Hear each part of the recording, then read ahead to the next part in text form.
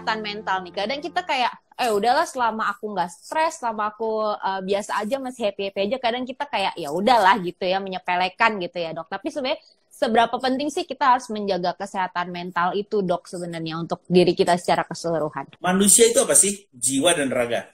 Yes. Jadi satu. Kalau jiwa doang namanya roh kan. Raga doang namanya mayat ya. Manusia yang hidup sempurna adalah jiwa dan raga. Persis seperti tangan saya ini. Jiwa dan raga itu artinya jiwanya separuh dari keberadaan manusia ya, makhluk. Jiwa separuh, raga separuh. Berapa pentingnya jiwa dan raga?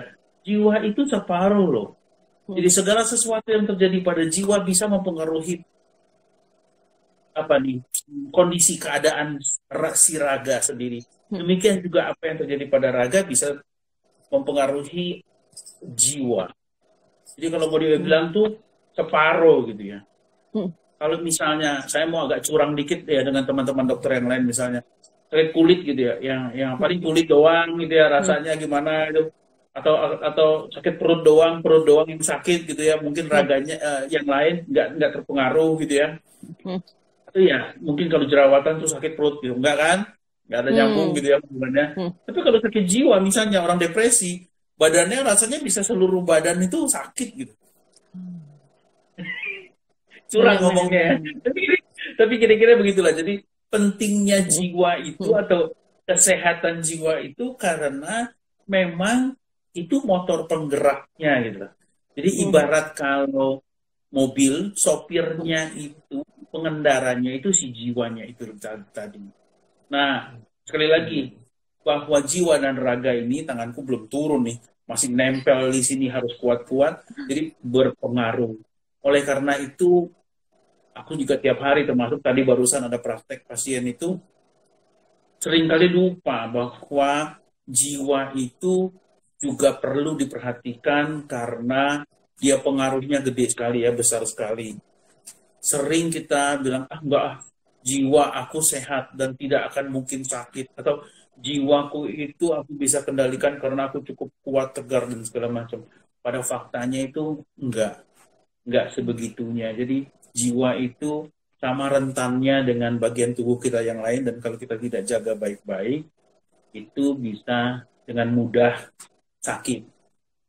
Nah, ini ngomongan belum selesai nih. Karena ada lagi sesuatu yang istimewa, agak istimewa daripada raga. Jiwa itu kelihatan nggak? Kayaknya kalau kita kasat mata nggak kelihatan ya. Ya. Hatimu di mana? Kalau jatuh cinta, hatinya di mana? Di sini dok. Oh di otak. Di hatinya. Nggak ada. Kenapa? Karena memang nggak kelihatan. Nah, jiwa sehat, jiwa sakit, lihatnya dari mana? Bisa juga kan? Dari tingkah laku, dari pikiran, dari perasaan, dari omongan. Yang seringkali secara, ya tadi Anda udah bilang tuh, kasat mata kita nggak kelihatan. Nah itu juga yang lalu membuat orang jadi sering nggak ngeh, atau ya bukan nggak ngeh ya, tapi terlambat untuk menyadari. Itu juga jadi faktor yang kita harus ya sama-sama sadari lah supaya tidak menjadi kelemahan. Nah, kalau misalnya tadi sempat dokter singgung juga nih, itu berpengaruh juga ke fisik kita ya dok, kesehatan mental tadi itu. Nah, kalau misalkan ke kondisi fisik nih dok, misalkan tadi kalau misalkan kayak depresi atau stres gitu, dampak ke fisiknya tuh apa aja sih dok? Neta tuh sedang cerita suatu fenomena yang sangat terkenal ya. Deta namanya itu fenomena psikosomatik. Kalau kita lihat kata-katanya Deta, psikosomatik itu ada dua kata yang digabung jadi satu, psikis dan somatik. Psikis itu jiwa, somatik itu badan. Jadi fenomena psikosomatik itu adalah suatu kondisi di mana problem jiwa apapun itu lalu ekspresinya atau manifestasinya atau pengejawantahannya dalam bentuk gejala fisik. Ya, contoh paling gampang apa? Contoh paling gampang kalau aku deg-degan gara-gara ada cewek cantik yang mau datang dekat, langsung deg-deg jantungnya agak keringet gimana gitu ya. Kalau dulu waktu mau ujian atau apa, begitu dosennya udah mulai datang, aduh langsung sakit perut, katanya mau pipis dulu deh, gitu kan? Atau kalau lagi ada mau ini mau diomelin orang nih, langsung rasanya mual kembung. Nah, itu psikosomatik. Jadi memang betul Deta bilang tadi, gejala fisik itu seringkali jadi satu-satunya atau ekspresi utama dari perasaan, dari kondisi mental. Gitu. Oke, jadi bisa terlihat juga tuh dari fisik kita ya dok berarti. Ya. Nomor 2, Oke. apa aja sih gejala fisiknya? Oh, gejala fisiknya segala macam. Aku suka bilang begini, secara umum ya, dok, kalau orang gangguannya jiwa atau perasaannya sedih apa segala macam itu, sedih lah, kesel, marah segala macam, bisa muncul dalam bentuk gejala apa? 1, gangguan sistem pencernaan. Mulai dari enak, mual, kembung, muntah, diare, sakit perut, mulus-mulus, padahal ya nggak ada salah makan, nggak ada apa misalnya. Itu bisa terjadi. Kita kan sering tuh dengar, aduh dok, saya sakit mah kronis dok, sensitif dok, sakit mah. Dia dokter Guntara langsung kembung-kembung dan sakit mah, nyeri dada, nyeri ulu hati. Ada juga kayak gitu kan. Nah itu. Nomor 2, gangguan sistem pernapasan. Itu kan, lihat Deta, waduh deg-degan langsung sesak napas pendek, kayak kecek lehernya, kayak rasanya bebannya dadanya berat, susah narik napas, bisa. Gangguan di sistem pembuluh darah, jantung dan pembuluh darah, deg-degan, tensi naik, tensi turun, orangnya kaki tangannya dingin, keringat dingin ya orang bilang ya, terus kelayangan, terus mata gelap segala macam. Nanti gangguan persyarafan itu geringgengan, baal, tangannya suka kesemutan, kadang-kadang tangan kiri kesemutan, tangan kanan kesemutan kalau lagi emosi. Tadi ada pasienku yang bilang, dok saya kalau lagi habis marah-marah dok, itu namanya telapak tanganku sampai ke sini dok, itu rasanya kemeng banget dok, kesemutan dok. Begitu ke dokter syaraf bilang, oh ini bukan dari syarafnya nih, kamu stres kali. Aku bingung, kenapa dok, orang urusannya kesemutan di tangan kok saya stres gitu. Jadi itu. Terus yang kelima biasanya urusannya dengan sistem fungsi luhur, kalau saya suka bilang. Artinya perasaan cemas, takut, khawatir dan segala macamnya. Jadi itu kalau dihitung-hitung, kalau dilihat-lihat itu tadi 5 tadi kelompok itu ya seluruh tubuh ya. Jadi bisa muncul semua. Wah, benar-benar ternyata dari pikiran aja bisa kemana-mana tuh ya dok, dari pengaruh gitu ya. Aduh. Makanya kadang kita, aduh happy terus deh biar gak tadi jadinya kemana-mana tuh. Kadang stres bisa jadi penyakitan, kadang orang bilang gitu ya dok ya. Yes. Ya. Sebentar ketawa, orang selalu bilang kan don't worry, be happy. Bener loh. Happy kita berarti yang tadinya beratnya 100 bisa jadi 50, yang beratnya 50 jadi 25, yang 25 udah dikasih korting aja, nggak usah pakai berat gitu loh. Iya, sementara kalau kita memang stres, tegang, sampai segala macam 2 kali lipat tuh, yang nggak ada jadi ada, yang kecil jadi gede, yang kecil jadi sedang jadi gede jadi gede banget sampai tidak tertahankan. Begitu. Oke. Nah, dok, next nih. Kalau misalnya kita ngomongin tentang kondisi mental kita yang mungkin kesehatan mental kita jadi buruk nih, karena kan kita nggak setiap saat yang mungkin kita happy terus gitu ya, dok. Nah, kalau faktor-faktornya ini apa aja sih, dok, sebenarnya yang bisa bikin kita jadi mungkin down gitu dalam kondisi seperti itu, dok? Secara klasik tentu saja yang dari dalam diri dan dari luar. Itu dulu ya. Nah, dari dalam diri itu maksudnya apa? Maksudnya kondisi kita nih. Nah, kalau mau dirubah lagi, mau dipecah lagi kondisi kita ya tadi raga dan jiwa dan raga. Bayangkan misalnya lagi sakit gigi, kan itu gangguan raga tuh, kakinya lagi bengkak atau lagi lubang gigi. Mana bisa ketawa, mana bisa senyum. Senyumnya juga senyum asam kali ya, atau senyum pahit gitu. Sampai sakit gigi kan gitu. Nah, sakit perut juga, segala macam sakit fisik bisa buat orang jadi nggak nyaman. Jadi itu perbaiki dulu atau pastikan tidak ada. Terus secara apalagi di dalam tubuh mental. Ya kalau lagi sedih, kesel, marah, gara-gara misalnya kita merasa, ya tadi, dok, PDKT mulu tapi kagak berhasil, oh ya gitu.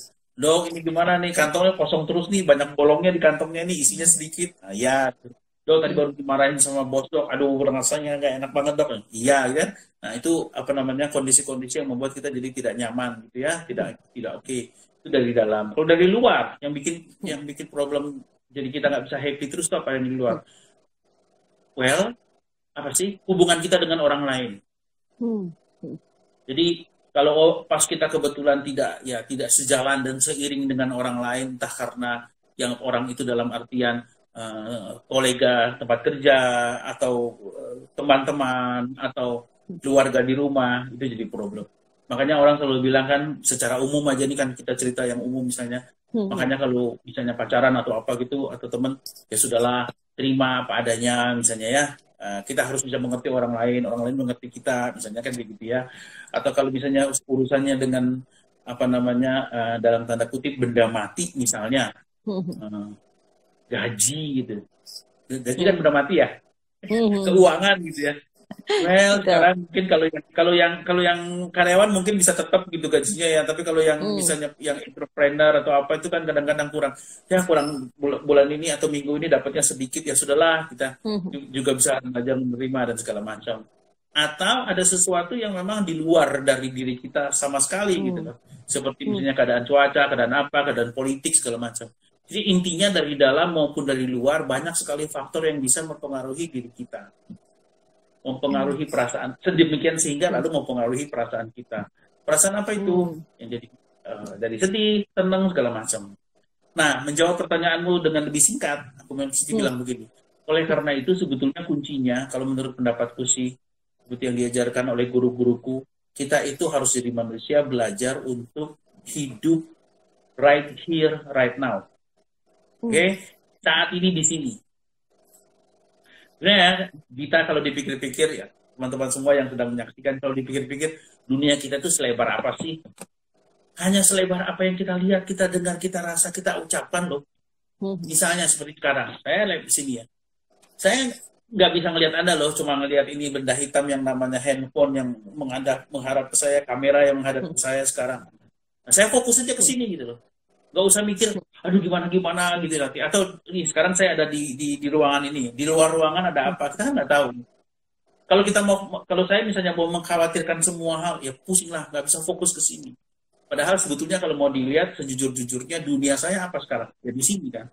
Jadi lebih baik kita fokus ke sini sehingga misalnya sekarang Anda mengajak saya wawancara, saya ngomongnya bisa jadi urut gitu kan. Jadi bisa nyambung dengan pertanyaan Anda karena saya fokus ke sini.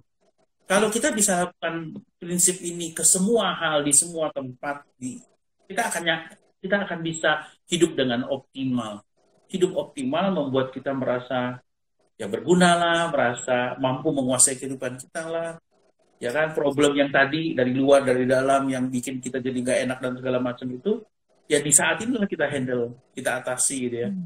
Orang suka bilang ya, apa perasaan yang nggak nyaman coba dibuat supaya lebih nyaman. Kalau yang ada yang lucu jadi ketawain gitu kan, ngobrol ketawa itu asik ngobrol karena fokus ke sini gitu kan, jadi enak gitu. Oke, nah bagus banget tuh tadi sampai Dokter Gunarut panjang menjelaskannya. Ternyata itu masuk banget tuh buat kita saat ini, ya udah fokus saat ini dulu gitu ya dok. Gitu ya.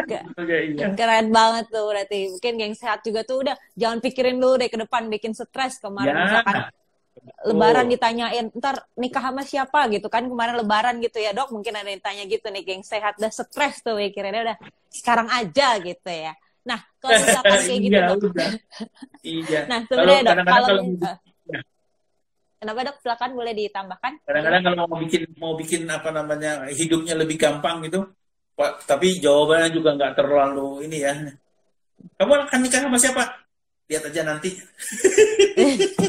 Itu pertanyaan apa? Jawaban yang kamu nanti mau gimana? Ya nanti aja deh, sabar, tunggu tanggal mainnya. Itu pertanyaan jawaban yang nyebelin sebetulnya itu ya. Tapi terus kalau saya pikir-pikir betul juga kali ya, karena dia itu kan pertanyaan untuk masa depan gitu ya. Ini nanti kalau kita punya waktu, aku pengen cerita soal untuk kayak ramalan apa segala macam. Ini hubungannya gini. Karena sebetulnya masa depan misalnya ya, yang nanti yang dikhawatirkan, yang ditakutkan kayak tadi pertanyaannya, nanti nikah dengan siapa? Itu faktor yang nanti sampai ke menjawab dengan si A misalnya, dengan si B, itu sebetulnya masih sangat banyak loh yang mempengaruhi. Dan hampir semua, kalau nggak bisa dibilang semua, faktor itu masih di luar jangkauan kita kan gitu.